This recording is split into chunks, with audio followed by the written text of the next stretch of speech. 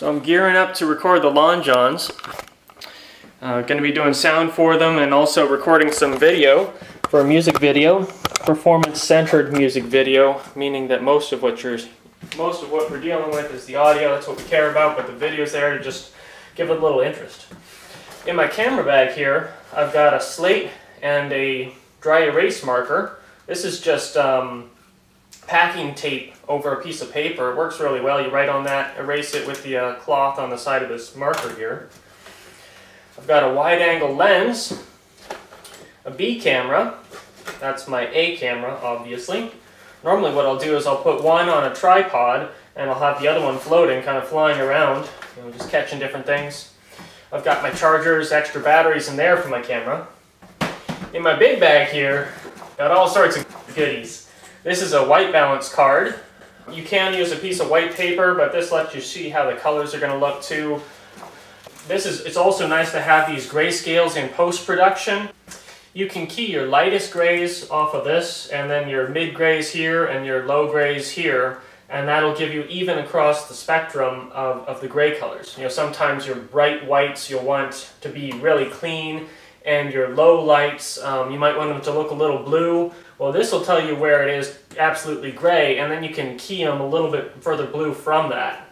And it gives you a better balance, like a true balance. Whereas the camera white balance is only going to do just a broad spectrum white balance. It's not going to balance across all of the spectrum. These are gels. Got Roscoe gels, my ambers, my diffusion, blues, green, plus green and minus green. There's also some various, effects gels in here as well. Like this is like a deep, deep blue.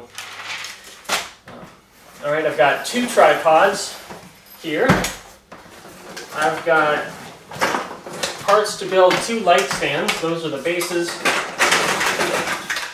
These are the actual stands. I've got two halogen lights, 500 watts each.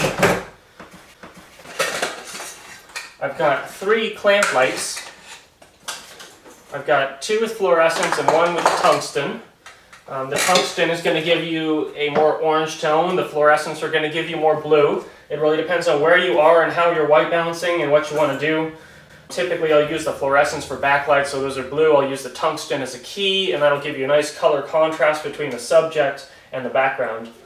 These are barn doors. They're for the halogen lights to kind of block in, because these are really bright and direct. It'll kind of block that out of the shot, so you can just get it reflecting off a wall. That way the whole wall acts like a soft box, which is it's a really nice smooth light that way. And because they're 500 watts, that's way too much power to be hitting direct when you're shooting with a close camera. You're just going to blind your talent. And okay, last but not least, we've got three short extension cords, one long extension cord, and a power strip. And that's it. I hope that's enough gear. It should be fun recording the Long Johns. I'm looking forward to it. And I will post that music video up on Gecko Music Studio when I'm done with it. And rock on.